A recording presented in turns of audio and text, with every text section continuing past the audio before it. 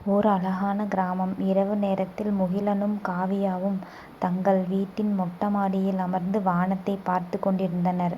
ஜிம்போ பக்கத்தில் உறங்கிக் கொண்டிருந்தது.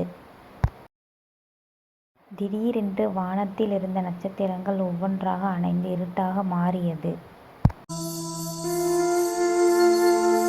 வானத்திலிருந்து ஓர் சிறிய ஒளிரும் நீல நிறக்கல் அவர்கள் முன்னால் வந்து விழுந்தது. அண்ணா, அங்கே பார், நட்சத்திரங்கள் எல்லாம் ஏன் மறைந்து போகின்றன? பயமாக இருக்கிறது என்றாள் காவியா. ஆமாம் காவியா, அந்த நீல நிற கல்லை பார், இது வானத்திலிருந்துதான் விழுந்தது என்றான் முகிலன்.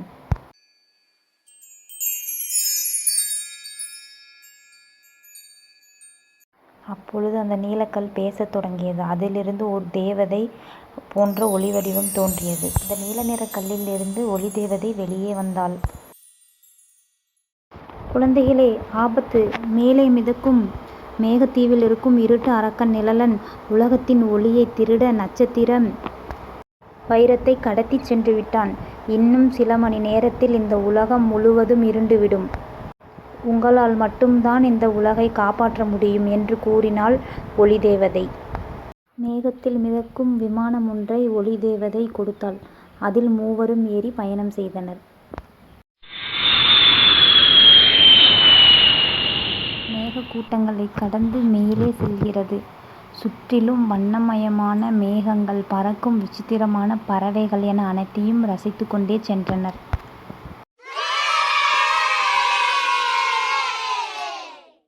ஜிம்போ சொன்னது, நாம் நிஜமாவே மேகத்திற்குள் மேலே பறக்கிறோம். ஆனால் அந்த இருட்டு தீவு எங்கே உள்ளது? அங்கே பார் ஜிம்போ, அந்த பக்கம் இருக்கும் மேகங்கள் எல்லாம் கருப்பாகவும் பயங்கரமாகவும் இருக்கின்றன. நாம் அங்கேதான் போக வேண்டும் என்று கூறினான் முகிலன். அவர்கள் மிதக்கும் தீவின் நுழைவாயிலை அடைந்தனர். அங்கே ஒரு பெரிய பள்ளத்தாக்கு இருந்தது. ஆனால் அதை தாண்ட வானவில் பாலம் சரியாக இல்லை. தவறாக கலைந்து கிடந்தது.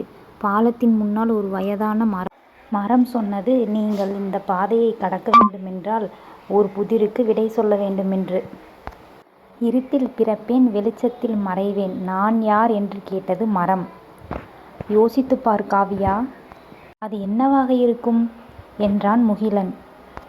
ஆஹா, எனக்கு தெரியும். இருட்டில் மட்டும் தெரிவது வெளிச்சம். வெளிச்சம் வந்தால் மறைவது நட்சத்திரம்தானே என்று கூறினாள் காவியா. சரியான விடை என்றது பேசும் மரம். உடனே வானவில் பாலம் இசையோடு ஒன்றாக இணைந்து பாதை காட்டியது. மூவரும் ஓடி பாலத்தை கடந்தனர். 3 பேரும் இருட்டு அரக்கன் நிழலின் கோட்டைக்குள் சென்றனர். கோட்டை முழுக்க நிழல் மனிதர்களும் விசித்திரமான இருட்டு பூச்சிகளும் இருந்தனர். கோட்டையின் உள்ளே ஓர் பெரிய கூண்டில் நட்சத்திர வைரம் அடைத்து வைக்கப்பட்டிருந்தது. வைரத்தின் ஒளியை அரக்கன் உறிஞ்சு கொண்டு இருந்தான். குழந்தைகள் உள்ளே நுழைந்தனர். உரக்கச் சிரித்தான் அரக்கன். சிறிய மனித குஞ்சுகளே, என் கோட்டைக்குள் வந்திருக்கிறீர்கள். இருட்டுக்குள் சிறைப்பிடிக்கப் போகிறேன் உங்களை என்றான் நிழல் அரக்கன். அரக்கன் தன் கையில் இருந்த இருட்டு புகையை ஏவினான். ஜிம்போ பயந்து முகிலன் பின்னால் ஒளிந்தது. காவியா தவறி ஒரு பள்ளத்தில் விழுந்து விட்டாள். முகிலன் அவளை காப்பாற்றினான். காவியா, பயப்படாதே என்றான் முகிலன். நாம் ஒன்று சேர்ந்துதான் ஜெயிக்க வேண்டும் என்றான் முகிலன். அரக்கனுக்கு வெளிச்சம் என்றால் ஆகாது என்றான் முகிலன். முகிலன் தன் பையில் இருந்த நீல நிற கல்லை எடுத்தான்.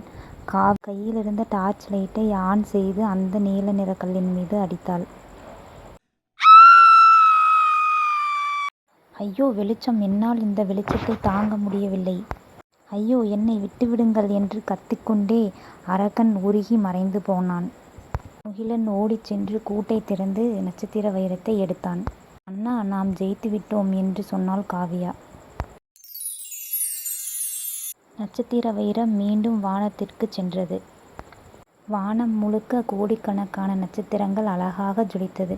முகிலன், காவியா, ஜிம்போ மூவரும் மந்திர விமானத்தில் வீடு திரும்பினர். வீட்டு மொட்டமாடிக்கு வந்து சேர்ந்தனர். வானம் இவர்களை பார்த்து புன்னகைத்தது.